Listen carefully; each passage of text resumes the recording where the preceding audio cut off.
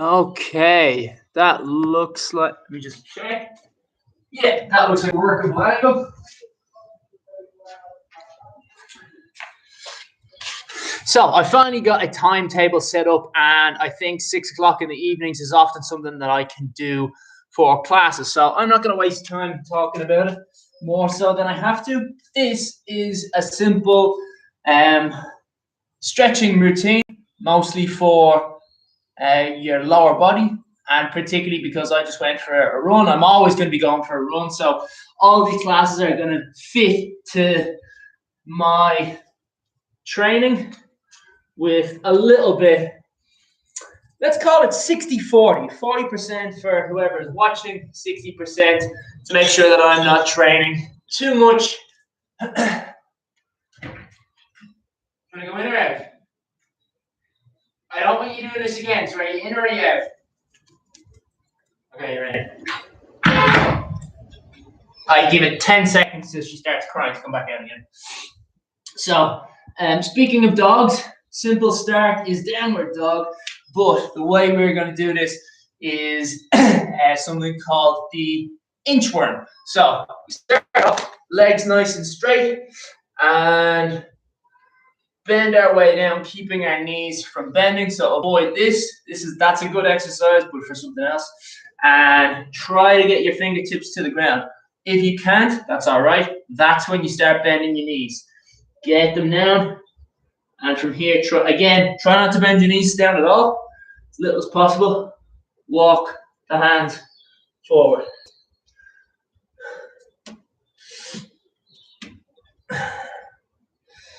And then once you're at about this distance, so you're forming an A, if you could see yourself in a mirror, and there's, the cross part here, try to drive your heels down into the floor. Now, if you're looking at this and you're not a fan of the camera, and you haven't subscribed to the channel, there is actually a way that you can help that. So until you get 1,000 subscribers, annoyingly, you can't use your phone to do a live stream. And my phone has my best camera. So I'm recording off my phone, and I'll upload that as soon as this is finished. But the live streams are all going to be crappy camera. So it'll look like a Zoom call. Okay, so next we're going to focus on each individual foot. And you should be able to feel a difference.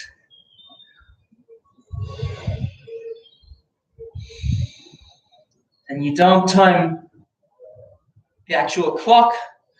I find that it is better to time your breaths. So every time you breathe, let me just show this for a different stretch. You inhale, take your breath in, then exhale and go deeper into a stretch. And then inhale, and then deeper into that stretch. Now, the reason that you do that is that you are tricking your body. Your muscles get upset when they're being stretched, and it causes them to seize up. That's why if you overstretch something, you get a really bad cramp. It's your muscles saying, no, I can't do that. And it's I can't dive in. I'm afraid to dive into the water, and then runs away from being close to the water, even though it's not wet. So the breathing out is a trick. It's kind of like when you put a blindfold over the muscle, and then when it takes the blindfold off, it's closer, but it hasn't. It doesn't realize that it's moved closer to whatever is causing it to be fearful.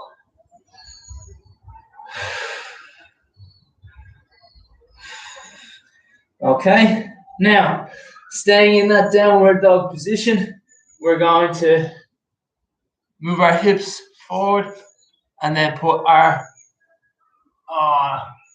we might have to cut this early. I think it's starting to rain. Rain and electronics don't mix. So the soles of the feet pointing up, and we're going to push our body up, and we're going to turn and look over our left side. Doesn't matter left or right. And switch to the other. First down to the floor, and then push your body up.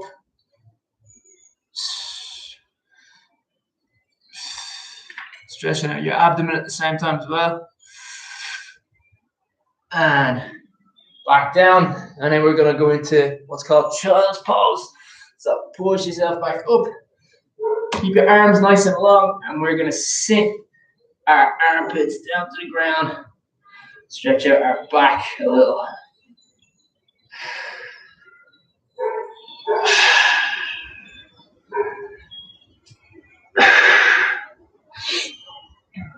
Okay. Now, get it so your knees are at a right angle and your back is relatively flat to the floor, parallel to the floor. And what we're going to do now is called a cat-cow. So don't worry too much about stretching this out. This is more about the movement. So arch your back going down, head coming up. Inhale, and then exhale and push your spine all the way up. So this is the cat, and this is the cow.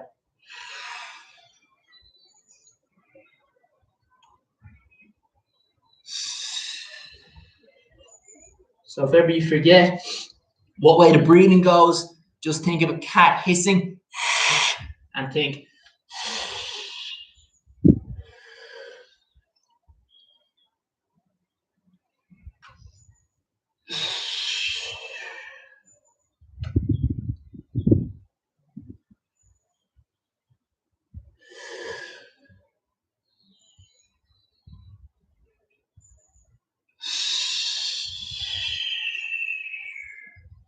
Okay, and with that last one, toe tips back on, and we are going to do the inchworm again, but we're going to do the opposite way. So stick your ass into the air, go into the A, and then if you have to go onto the fingertips, try and get your heels to the ground first, and all the way up as much as possible to the end. Now from here, we're not just going to stand up.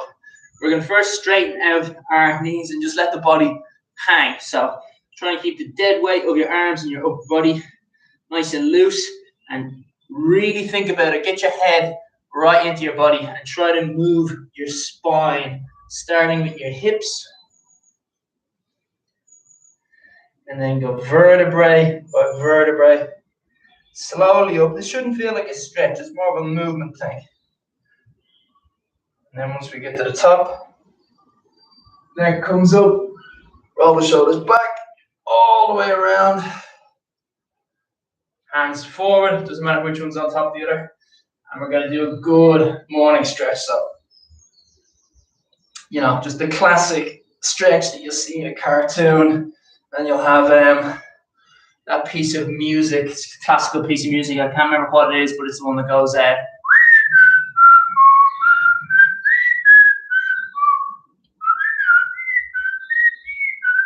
And you'll be able to hear birds chirping usually. I think it's the Four Seasons, but don't quote me on it. So going up slowly.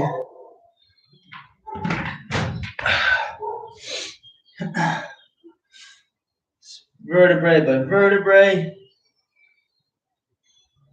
Roll them shoulders back. Up. Really press your balls forward, press your stomach forward. Send your hands as far back so you're making a bit of a C. I can't remember if it's concave or convex, but that's the kind of bend you're looking for. A magnifying glass. Okay, next, time for the hip flexors. So, big step, squish the dog, get it out of the way. And very similar to a lunge.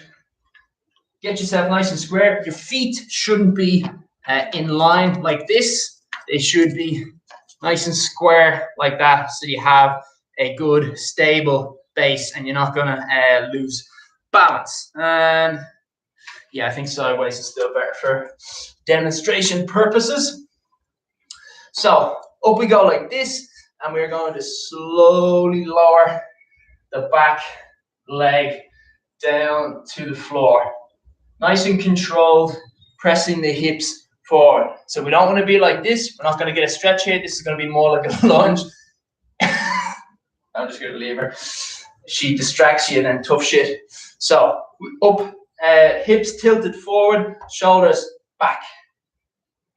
Slowly going down.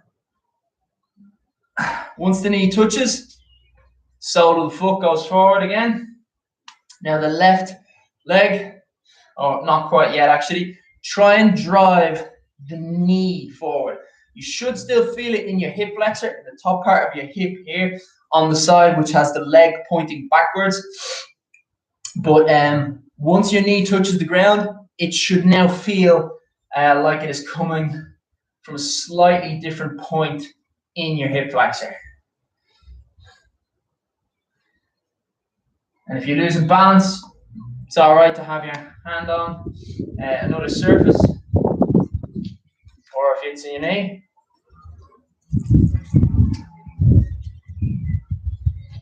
Okay, now I'm just going to check something on my better camera, just to make sure.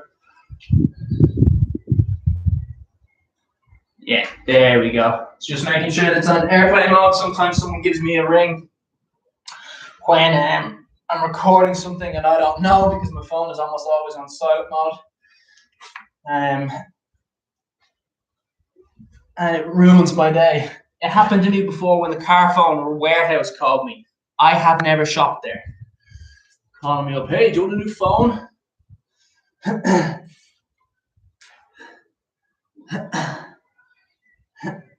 Oh, sorry. Good God, what an instructor.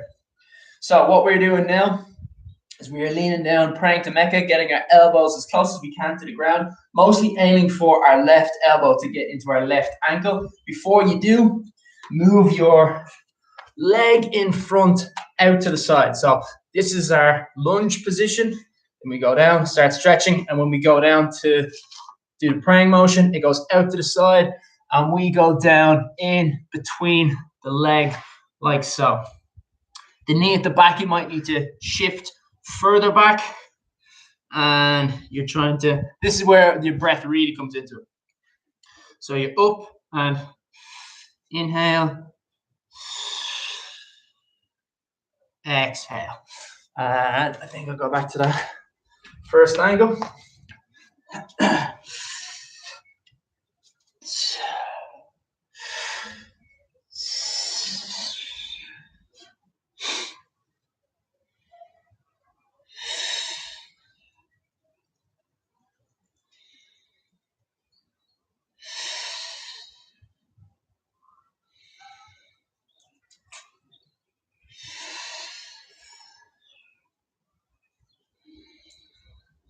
And you're trying to get your left elbow onto the ground, but if you're more flexible than I am, both arms down to the ground.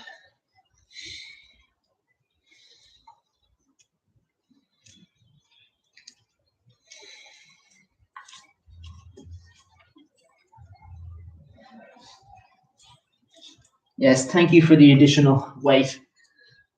That helps get my stretch a little bit deeper. You're a lovely little girl, Kiki, you know that. Okay, so next move, we are going to murder the dog. And we are going to now align our knees. Stop. So aligning the knee with the ankle. I'm going to show it straight forward. So this is where we were, praying down. And this is where we would be now. And the knee is going to be tilting off to the side like so. So, yeah, good. You can see that here. I can see the vision myself. Your ankle lines up with your knee at the back. Okay, so that's what you're aiming for. You're aiming for sideways pressure on the downside. And if you need, I'll use you, little bitch. Think you can ruin my video? I'll show you. So, what you can do on the side is, if you have poor flexibility, if you just have a small couple of books or an annoying dog that's trying to muck up what you're doing, you can just put your hand on it, have a little bit of elevation, and it gives you that extra height to put pressure on down. You don't have to put a huge amount of pressure because you don't want your whole body tilting over to one side. You want to stay upright, so don't put too much weight on it. Stop.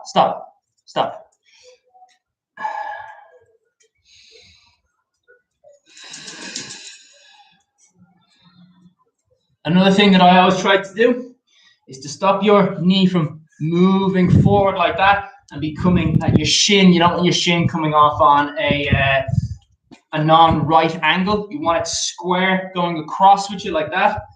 Keep your hand from preventing it from doing that. And you can also get a little angle. It kind of takes some playing around to do, but you can get an angle where you can move your elbow back, which pushes your knee down to the side.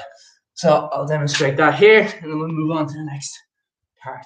So knee aligned with the ankle, and if you see there, my elbow pushes back to drive the knee down.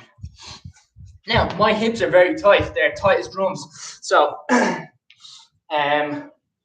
girls in particular will often be able to put their knee flat down to the ground. And that's the ideal way. So if you can do it better than me, don't worry about it. Don't think that I'm the master at this. I just know it. I don't know. I'm not the excellent person at doing it. So the next thing we are going to do is move into what's called Pigeon Pose. So this time the ankle moves back a bit. So now it is at a 45-degree angle. Before it was at 90 going across. Now it's 45. And we are going to use our weight from our hips to push down. So try to relax the muscles as much as possible, because what they're actually naturally going to be doing now is keeping your weight up. And wouldn't you know, she's not around when it would actually be helpful. But if you can get a weight on your back, maybe you've got a housemate, you've got a better half, you got kids, whatever, anything. You got a dog and you've got some peanut butter they can rub on your back if you you're that compelled for it, you will get a really nice extra amount of pressure. All right, this will get it.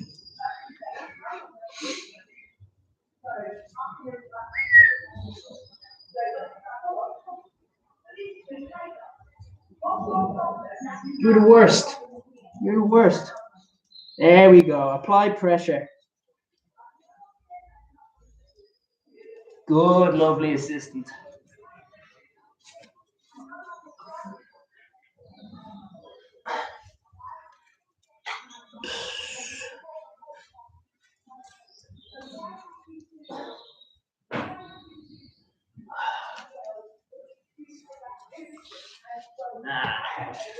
Okay, so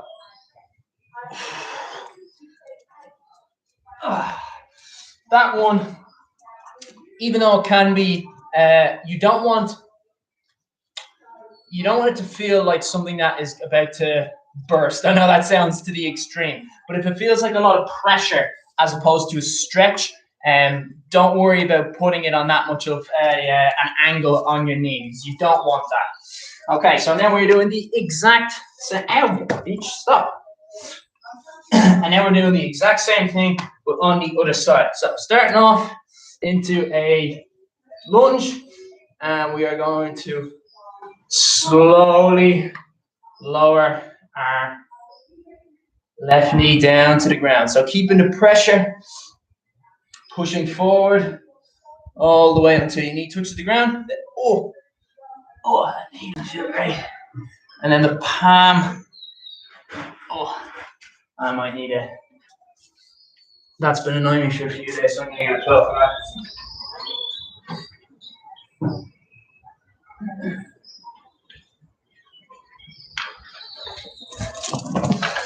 And yeah, that's all right.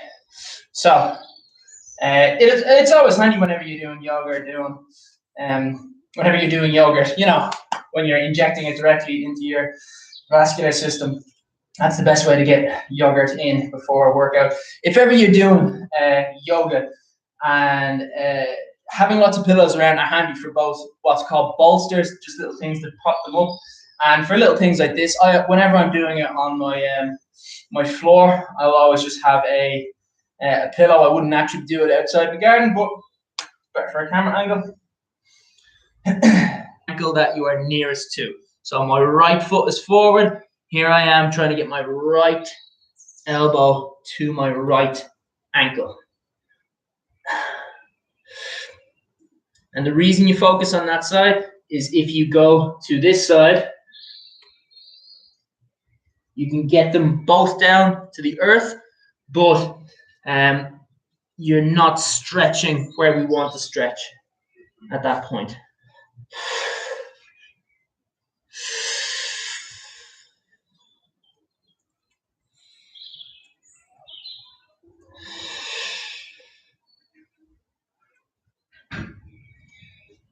Okay, and come back up. Now we're getting our ankle and we're keeping it in line with our knee at the back. Planting the hand in front so that it doesn't make a 45-degree angle. I'm dodging getting the words ankle and angle wrong there, like a magician. Thank you for commenting.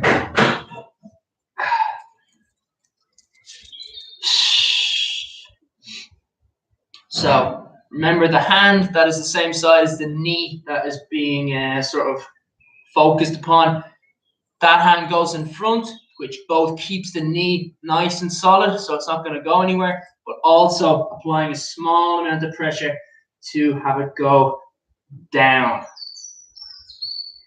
Now, something that I actually find is a much nicer way to stretch this out, I can kind of demonstrate it here, is just a kitchen counter. Whenever I'm making a cup of tea and it springs to mind, I just put it up on the counter like that. Don't tell my mates because I put my feet on the counter. And if you can imagine a kitchen counter being a lot wider, you can safely put your weight over your body like so.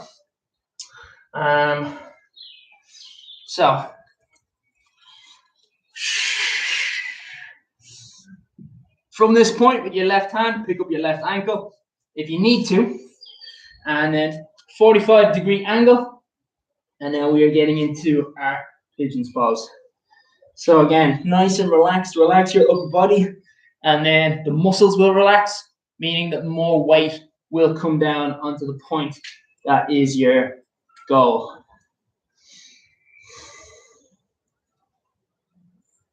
So your muscles, they're trained to tense up, but it's not always the best time for them to tense up. A simple example would be whenever you're doing a contact sport, jiu-jitsu, rugby, NFL, being loose while you get hit, even though it seems counterintuitive, it actually is far better because it just falls on the ground. Think about it this way. Have you ever heard or have you ever tried to move someone who is, or seen in a film or whatever, move someone while they are knocked out or passed out? It's much different to when someone is being kicked out of a bar for being too drunk and they're able to move. You can shift their weight because they'll want to stay balanced.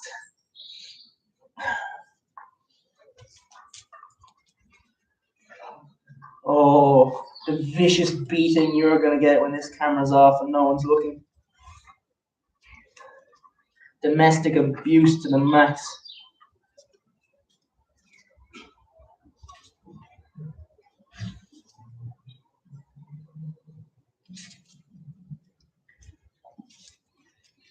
Yeah, anybody now?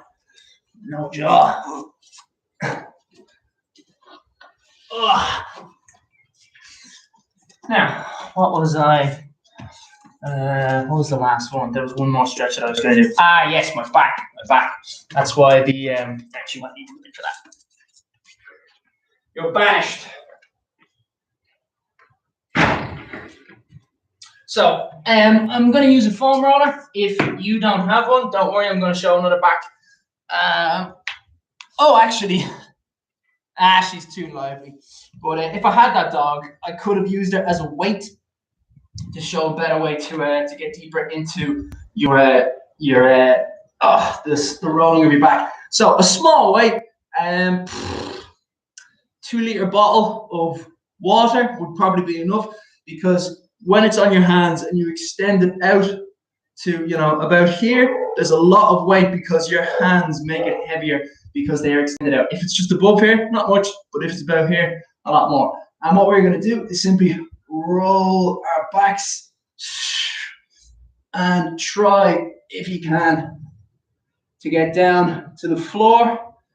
Your legs are very strong muscles, very big muscles. So they're very good at keeping your body up here, which means that they're less flexed, more relaxed. And you want to try and roll without tensing. It's kind of tricky, but you can get into a rhythm of it. So don't think that it's a seesaw and you're moving up and down like this. You're not. Think of it like it is a slug trying to get on a snail's back and say, fuck you at your home. You think you're better than me? Oh.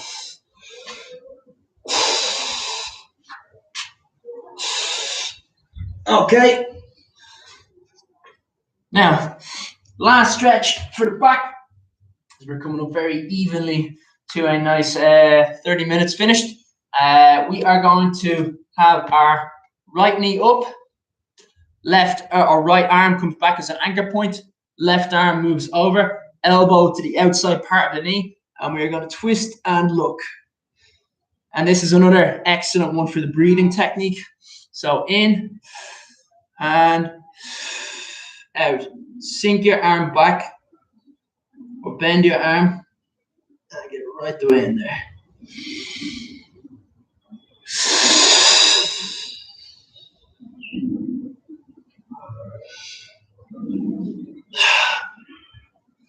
Okay, change over. Same thing, arm comes over the far side, right arm to left leg, left arm anchor point to the back.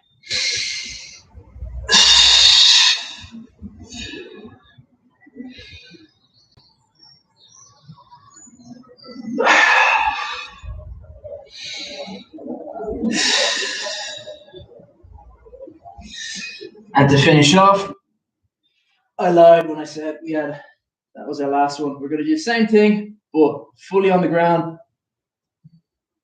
Yeah, it's definitely good timing. Over to the far side. I prefer to put the knee to the ground, but you can do it whatever way you want. If you want to have your back to the ground and move your knee, that's fine. My preference is knee to the ground and then move the back. Try to get the back flat to the ground. Oh, yes. Tell them why. If you have something that you can just put a little bit of, what's it called? Purchase on. So flat wall here is enough for me. You can then squeeze in and get that little bit deeper into the stretch. And in a way, your back actually ends up relaxing more, I find, because you're not trying to balance. When it's not on the ground, even though you're putting your weight on it, it's not going to flop. It's going to tense up a little. This way, your chest is being used. The muscles at the front part of your body are being used. Your shoulders are being used to lightly apply some pressure and push your back further to the ground. And switch over.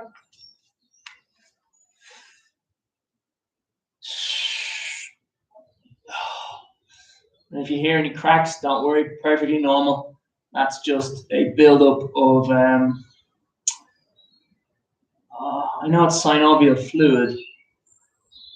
Might just be carbon dioxide. I can't fully remember what the gas is, but it's just a safe gas.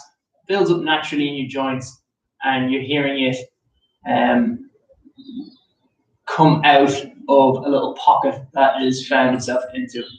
But it's no more dangerous than when you sit on, say, a leather couch and you hear the couch kind of go as some air gets pushed out. Okay. I'm going to call that. So the light has probably gotten pretty poor on that, so I might need to change around or just make sure that the light is on before the next class starts. But I mean, the light is going to get better and better with each day that passes. 6 o'clock, I'm going to try and have something for 6 every day. Whenever it's raining, I'm going to take it from inside the house, but obviously it's going to be the living room. And obviously, because you know my house, it's going to be in the living room, but that might interrupt with some of my mates. They might want to get food or just, watch the television or do anything like that. So we'll see. And oh wait, I should be talking like this because there's two cameras. So yeah, again, if this is the camera angle if this is the camera that you think this is ugly and this camera you prefer and you're not already subscribed, then subscribing to the channel means that I'll get close to 1,000. Once it gets to 1,000, you can go boop on your phone and you can live stream. If you have any questions about anything that we saw during the class, let me know. Especially if you have nasty things to say, well, constructive criticism, things that you did not like, let me know, because I'm trying to improve this stuff and I'm never going to know if no one's going to tell me. So yeah, let's call it there. End stream.